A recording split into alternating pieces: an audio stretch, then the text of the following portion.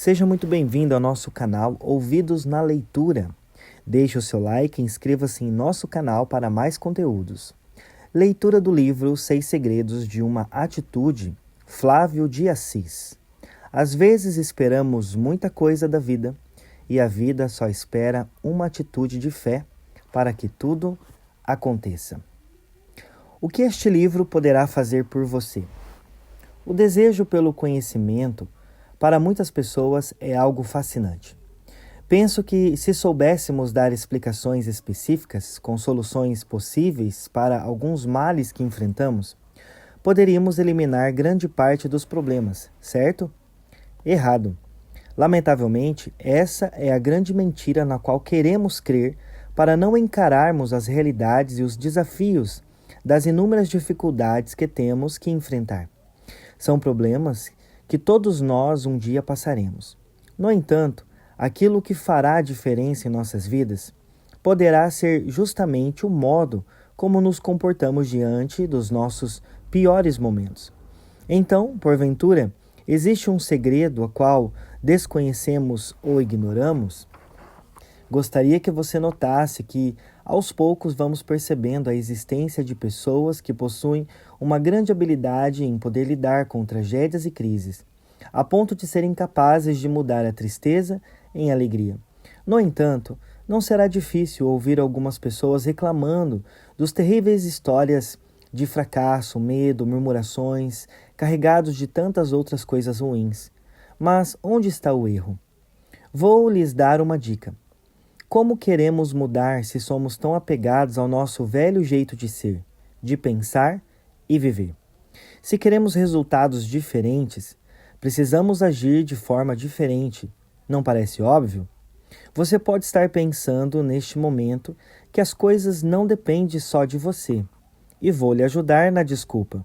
O fato de mudar de atitude ou até mesmo de pensamento não estará resolvendo os problemas, porque a solução depende de tantos outros fatores que não estão sob controle. Creio que o deixarei feliz com essa boa ou péssima desculpa de sempre, não é mesmo? Não é assim que sempre pensa ou fala? Mas acredite, essa velha desculpa é simplesmente uma forma enganosa de pensar que pode ser mudado. É como se fosse uma programação errada gravada no subconsciente, que nos impede de pensar, de agir como deveríamos, deixando-nos mais calculistas, medíocres, sem fé e totalmente sem ação. Mas então, a mente é culpada e nos faz tanto mal assim? Não, a culpa não é da mente. Você conhece alguém que faz a coisa do jeito certo e não a coisa certa? Há uma grande diferença entre fazer do jeito certo e fazer o que é certo. É tão inacreditável tudo isso que até mesmo o padrão de funcionamento do cérebro obedece ao tipo de estilo de seu dono. Pois quem comanda é você. É você quem escolhe uma forma de interpretar as coisas, de reagir sempre com a mesma maneira ou de estar pronto para o mínimo. Pensando ou vivendo desta forma, quais podem ser os resultados que você espera ter? Lembre-se de que vou lhe dizer. Em alguns casos, não é por falta de capacidade, mas sim a inércia por não ter uma atitude correta frente às necessidades. Eu compreendo que tudo tem sentido. Cada momento difícil, cada derrota, cada lágrima derramada, nada é em vão. O propósito está em seguir em frente e olhar aquilo que conseguimos entender e superar. 6 Segredos de uma Atitude não é um livro mágico, mas com certeza é uma leitura surpreendente, emocionante e provocativa que levará você a entender que o sucesso não é o que as pessoas enxergam. Sucesso é você levantar a cada dia e sentir-se humano, digno, vivo e saber que Deus lhe deu todas as condições e possibilidades de você fazer sua história, de transformar a dor em glória. A maior vitória nasce ainda que você seja o único a acreditar nela. Pois esteja certo, amigo leitor, que nem mesmo Deus estará questionando a sua capacidade ou a incapacidade. Compreenda que antes dos outros acreditarem em você, é você quem deve acreditar em si mesmo. Espero que possa ter uma boa leitura e compreender algumas verdades deste maravilhoso segredo de agir. Capítulo 1. Adversidade. Como agir diante do inesperado? Estou certo que você está concordando comigo ao pensarmos que a vida nos põe muitas vezes à prova, inclusive quando ela não o faz. Pois uma das coisas que mais nos dá medo é pensar sobre as adversidades que podem acontecer. Pois como será que reagiremos diante de tal situação?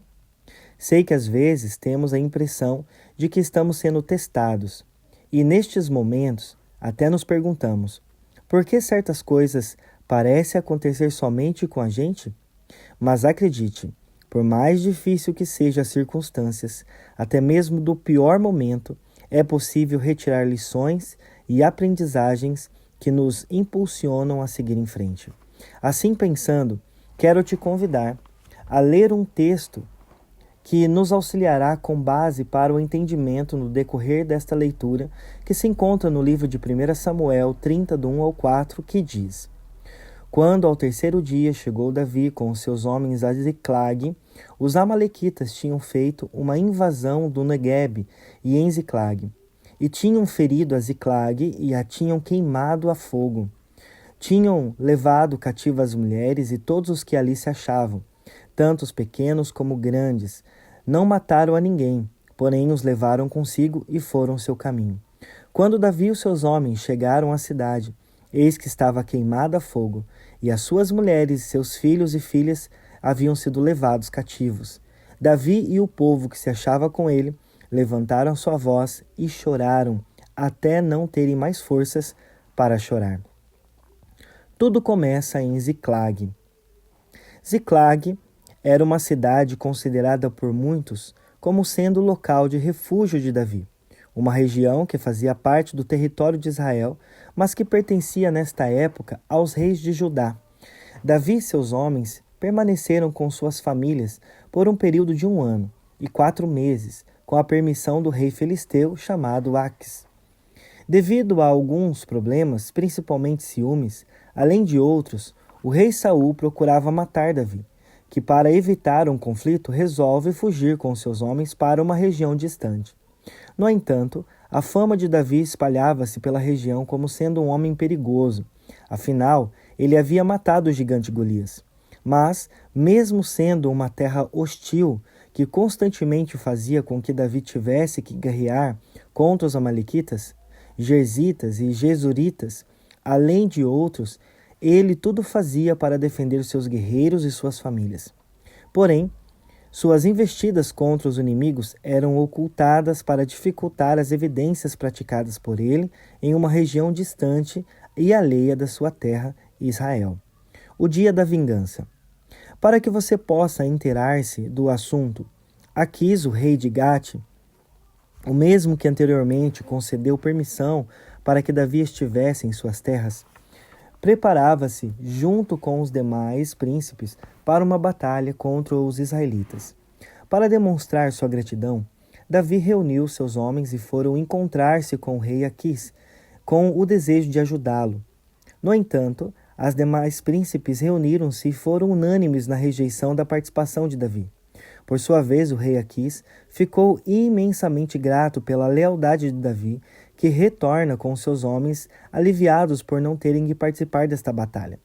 O retorno para Ziclag se dava em 3 dias. No entanto, eis o inesperado. Ao aproximarem-se da cidade, notaram algo estranho no ar. Tudo estava quieto demais, havia um clima diferente, pois onde estavam as crianças a correr pelas ruas e as esposas que vinham ao encontro de seus maridos? A desconfiança de que algo terrível acontecera já era prevista em seus corações desesperados, onde aos poucos as suspeitas se concretizaram. A cidade estava deserta, os muros queimados, tudo fora saqueado, as esposas e os filhos tinham sido levados pelo inimigo. Cada homem sentia sua dor, pois o inesperado havia acontecido. O que fazer em situações inesperadas e adversas, as quais não estamos preparados para enfrentar? Realmente, somos muitas vezes surpreendidos por vários obstáculos que são capazes de nos causar grandes transtornos. Mas quem seria o autor desse ataque?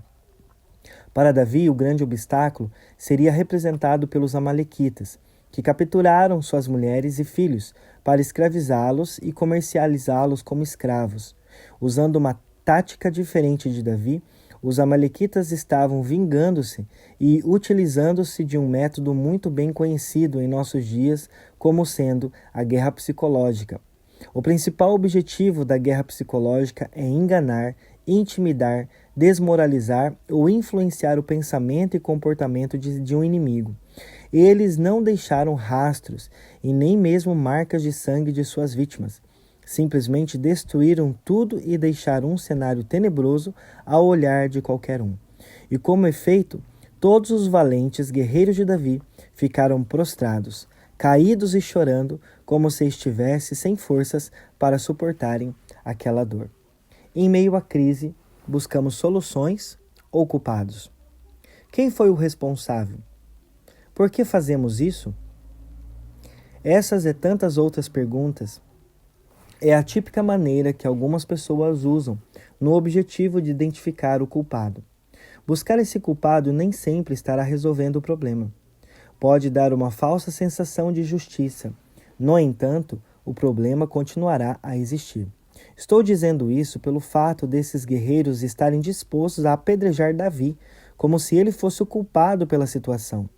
Mas é um fato que revela uma grande verdade para nós. Alguém gosta de levar a culpa pelo erro de um processo? É fácil admitir que erramos. A verdade é que é muito difícil assumir a responsabilidade por tudo aquilo que nos acontece, independentemente dos acontecimentos. Mas é uma página antiga do típico comportamento humano, pois Adão assumiu o seu erro perante o Senhor. No livro de Gênesis 3:12, Adão simplesmente transfere a culpa para a mulher, dizendo ao Senhor o seguinte: a mulher que me deste por companheira deu-me da árvore e eu comi.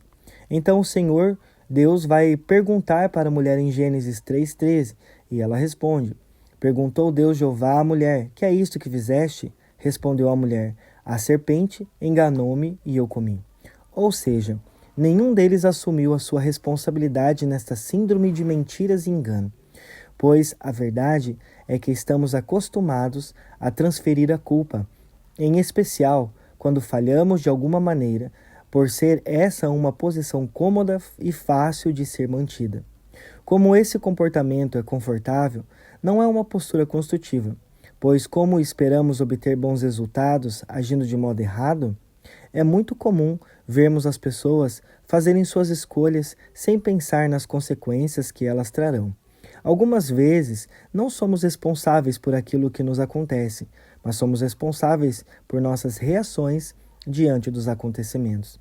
O que eu gostaria que você pensasse sobre tudo isso é que é muito fácil nos unirmos ao grupo de revoltados e tomarmos a mesma postura que os demais estão pretendendo fazer, ou seja, atirar pedras. Esse apedrejamento é o ato de tentar transferir nossas responsabilidades para os outros, culpando-os pelas coisas estarem fora de controle. Pois a partir do momento que deixamos de nos vitimizar diante de um comprometimento sincero com a verdade e parar de se autossabotar, bancamos o carente de sempre usando o velho clichê ao dizer que foi obra do destino. São por essas e outras razões que temos que entender que nossas escolhas fazem toda a diferença. Precisamos mudar o foco, ter novas atitudes, pois tudo isso depende de nós. Pois podemos acolher a dor e os sofrimentos ou tentar superá-los. A decisão será toda sua. Mas, em meio a tudo isso, o que podemos pensar de maneira como Davi optou em agir? Qual a sua postura? Eu entendo que todos os que decidem fazer a diferença, por mais difícil que seja, vão ter uma postura que causará um verdadeiro impacto devido às suas atitudes. São essas atitudes que serão o nosso aprendizado nos próximos capítulos que se seguem. Primeira atitude: fortalecendo-se no Senhor. Todas as nossas escolhas e atitudes geram consequências direta ou indiretamente em nossa existência. E de forma consciente ou não, as escolhas são todas nossas, mas as consequências também. Então, imaginamos como deve ter ficado a mente e o coração de Davi ao saber que todos aqueles que ele tanto confiava poderiam a qualquer momento apedrejá-lo. O interessante é notar que Davi não estava vivendo algo diferente de nenhum deles. Ele também estava passando pelas mesmas dores. Ele chorou e pranteou juntamente com todos aqueles homens, sem saber que em seus corações haverá uma inclinação totalmente diferente do que ele poderia imaginar e até experimentar como sendo um forte sentimento bem maior do que dos demais. Afinal, quem estava sendo ameaçado era Davi. Porque uma coisa é você sentir a falta das pessoas que tanto ama e outra é sentir a repúdia das pessoas que você imaginava que o amava e agora percebe que eles tramam a sua morte. Que sensação terrível! Mas são em ambientes conturbados como esses que as máscaras caem. São nas horas tristes que os amigos de peito o abandonam. E digo mais, são nos momentos de crise que são revelados e colocados à prova as verdadeiras amizades. Você me compreenderá diante do que vou lhe falar. Suponhamos que um amigo resolva chamar sua atenção. Adverti-lo, em uma aceitação mútua, ele não tem o desejo de mudá-lo. Às vezes, não estará criticando ou questionando a sua vida. Ele sabe que tem defeitos, mas, contudo, lhe interessa assinalar isso. E se o faz, certamente é com a intenção de que você sofra menos e não fazer ser uma outra pessoa. Um amigo de verdade está aberto à compreensão. Se você falar a respeito de seus problemas, ele tentará entender a sua posição e não ressaltar os seus enganos. Aos poucos você notará que os grandes amigos não fingem a respeito do que você pensa sobre você ou o que sentem por você. Eu creio que todos nós já nos decepcionamos algumas vezes com situações desse tipo, quer com amigos, relacionamentos amorosos, famílias e tantos outros. Pois a questão não é o que acontece conosco, mas a forma como reagimos diante das dores que experimentamos na vida. Então, eu recordo os 3 amigos de Jó, Elifaz, Bildade e Zofar, que foram visitá-lo em uma situação crítica que ele passava. Justamente no momento em que Jó passava por crises terríveis, uma tremenda prova o fez perder tudo, riquezas, filhos e até mesmo a saúde. E foi nessas horas que seus amigos surgiram e disseram-lhe palavras que jamais poderiam ser ditas. Eles não foram levar consolo, alegria ou esperança. Certamente as intenções poderiam ter sido boas, mas as atitudes foram erradas. Quando percebemos que não temos palavras para consolar aqueles que sofrem, quando a vida reserva provas duríssimas para aqueles que nos são caros, quando encontramos com alguém que parece estar perdido em meio a densas escuridões, não se preocupe em lhes falar. Fique em silêncio, pois vejamos o abalo emocional que Davi viveu ao chegar em Ziclag e as atitudes erradas de seus guerreiros. Se ele não tivesse um porto seguro para descansar sua alma aflita e tranquilizar seu espírito, o que seria dele? Em Salmos 42:11 diz o seguinte: Porque estás abatido, ó minha alma, porque te perturbas dentro de mim? Espere em Deus, pois ainda o louvarei, o qual é a salvação da minha face e o meu Deus. Percebe que, quando ficamos inquietos por alguma coisa, não conseguimos pensar em mais nada. Então, esse será o momento exato de você fortalecer-se no Senhor. Não confiará mais no que você é capaz de fazer, mas sim no que Deus poderá fazer por você, pois a sua confiança não será mais o dinheiro nem seus amigos. Sua confiança será no Senhor. Quando isso acontecer, notará algo novo em sua vida. Segunda atitude: resgatando sua verdadeira identidade. O que podemos falar sobre nossa identidade? Quem sou eu? O que sou? É lógico que podemos responder essas perguntas de diversas formas. Poderíamos respondê-las dizendo o nome dos pais, a idade, profissão e etc. Contudo, diante do propósito que tenho, gostaria de pensar que, para uma maior compreensão, podemos mudar a pergunta para o que sou eu, em vez de quem nós somos. E mais assertivo pensarmos o que nós somos. O que você é? Que tipo de pessoa você é? Quais são os seus valores? No que você acredita? O que você preza? Quais as verdades em que você acredita? Quais suas atitudes que mais contribuem para o mundo? Você tem mais atitudes construtivas ou destrutivas? A ligação entre descobrir nossa missão da vida e descobrir a nós mesmos é extremamente íntima. Aliás, elas estão entrelaçadas em uma leva à outra. Se você quiser um lugar por onde começar esse processo, comece por estabelecer e questionar a sua formação das crenças. Nós somos frutos daquilo em que acreditamos, dos valores que cultivamos e das habilidades que desenvolvemos. Nossas crenças direcionam nossas vidas, agindo com as permissões, mas também com proibições de nossas ações. A nossa identidade pessoal é formada não apenas pelo que conhecemos intelectivamente, mas especialmente pelas coisas nas quais acreditamos. E sobre Davi, o que podemos falar sobre ele?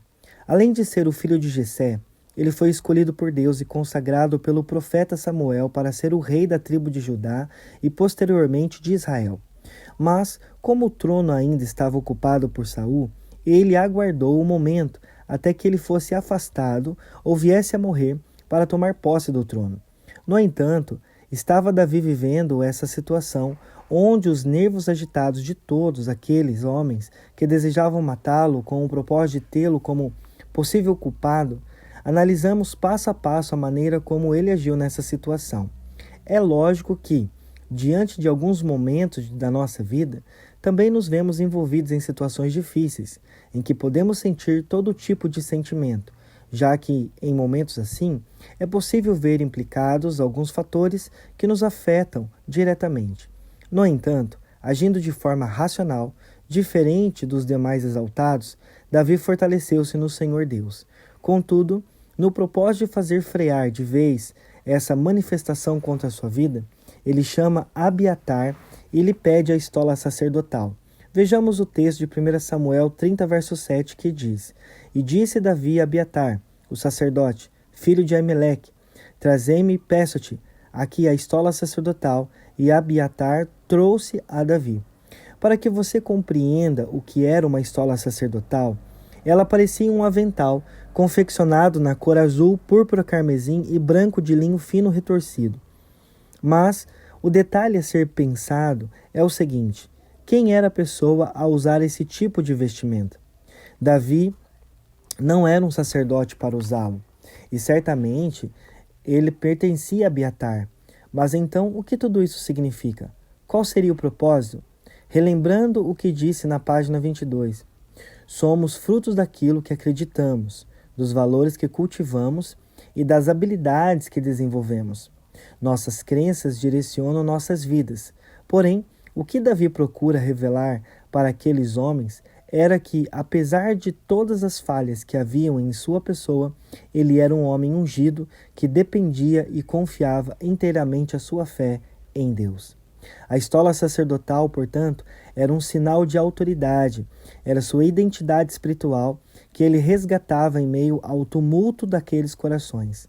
Pois, da mesma maneira, quantas vezes passamos por situações em que estamos sendo bombardeados pelas calúnias de outras pessoas, pelos pensamentos ou ideologias estabelecidas, pela mídia ou pela sociedade que nos cerca? Quantas vezes tentam nos comparar ou querem nos moldar ao estilo de tantas outras pessoas? Será que em algum momento de sua vida não tenho se sentido menor ou incapaz e até mesmo envergonhado de ser ou continuar a ser a pessoa que você é? Independente de nossa posição social, as necessidades básicas de qualquer pessoa são iguais. A consciência de quem somos no Senhor é o que precisamos para cumprir nosso propósito. Esse princípio é bem claro na história humana, quando Deus nos diz em Isaías 44, 24 o seguinte: Eis o que diz o Senhor, teu Redentor, que te formou desde o seio da tua mãe. Sou eu, o Senhor. Fiz todas as coisas. Sozinho estendi os céus, firmei a terra. Quem estava comigo? Quem você é aos olhos do Senhor? Talvez não tenha pensado na necessidade de resgatar sua identidade como seu filho de Deus, de voltar à intimidade e orar e derramar-se perante Ele. O que seus filhos glorificam seu Pai e possuem seu nome e são conhecidos por Ele, pois na medida em que o Senhor é conhecido, essas respostas vão sendo respondidas. Jamais tenha vergonha de dizer em quem você crê, independentemente das situações ou de pretensiosas realizações fictícias. Faça desaparecer o que é falso e permaneça crendo na verdade. Não tenha o receio de revelar sua identidade espiritual. Terceira atitude. Aprenda a consultar o Senhor teu Deus. Você já se deu conta que qualquer ação motivada pela fúria é uma ação condenada ao fracasso, pois nem sempre o que parece ser realmente é? Tratando-se da precipitação, ela é responsável por muitos males que afligem os homens, pois o comportamento ansioso leva a estados de perturbação, um gerador de sofrimento perfeitamente evitável, que sob o jugo da ansiedade poderá correr o risco de nos levar a tomar atitudes incorretas. Nesse episódio bíblico, talvez fosse interessante pensar que Davi tivesse outros meios para agir e evitar as situações conturbadas. Assim pensando, ao chegar na cidade e encontrando-a destruída e abandonada, poderia, quem sabe, naquele exato momento, evitar toda aquela revolta contra si mesmo. E como o líder que era, pronunciar algumas palavras motivadoras aos seus guerreiros com o propósito de realizarem uma verdadeira caçada ao inimigo. Mas isso funcionaria? Talvez fosse isso que aqueles homens esperavam. Porém, isso estaria durando por muito tempo apenas, não por todo o tempo, mas a resposta para si mesmo. Você já esteve em uma situação onde as pessoas esperavam uma reação mais enérgica e isso não aconteceu? Talvez você possa entender que existem situações que nem sempre haverá um momento certo para que possa ser feito o que seja necessário. Estudos mostram que quando olhamos para trás em nossas vidas, os arrependimentos mais comuns que encontramos não são os riscos que enfrentamos, mas sim aqueles os quais fugimos. No livro de Eclesiastes 3, versículo 1 diz: "Para tudo há uma ocasião, um tempo para cada propósito." Mesmo que possa ser difícil para os corações inquietos, temos que compreender o momento certo de agir para não nos precipitarmos em nossas atitudes. Não somente a calma nos ensina a esperar pelos resultados de qualquer realização, mas também tudo aquilo que não pode ser antecipado. Não podemos nos precipitar e nem mesmo nos lançar por caminhos errados ou proferir palavras que possam trazer resultados bem piores. Esse é o conselho de Eclesiastes 5:2 que diz: "Não te precipites com a tua boca, nem o teu coração se apresse a pronunciar palavra alguma diante de Deus, porque Deus está nos céus e tu estás sobre a terra. Assim seja poucas tuas palavras." Como Davi, não podemos se lançar na precipitação e nem mesmo fazer promessas das quais ele não teria condição de cumprir. Ele faz algo totalmente inédito, como líder que ele era. Então, me ponho a imaginar a reação daqueles homens acompanhando de perto as atitudes de Davi. Primeiramente, eles viram um homem que, em meio ao desespero, buscava forças no Senhor. Depois se vestiu como sacerdote, representando perante todos a sua autoridade espiritual. E, em sequência, ao invés de agir e capturar as famílias, eles presenciaram algo inesperado.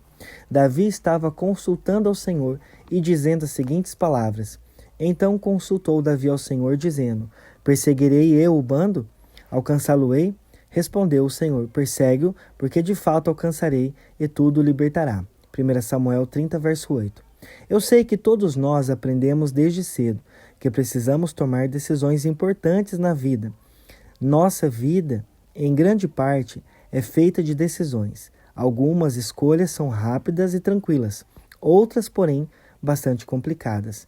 É por isso que todos nós, em algum momento de nossas vidas, vamos precisar de orientação de Deus.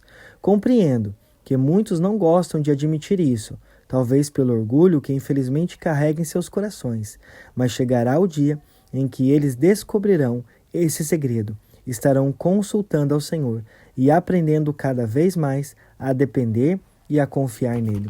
O livro de Provérbios 16:1 diz que o coração do homem pode fazer planos, mas a resposta certa dos lábios vem do Senhor.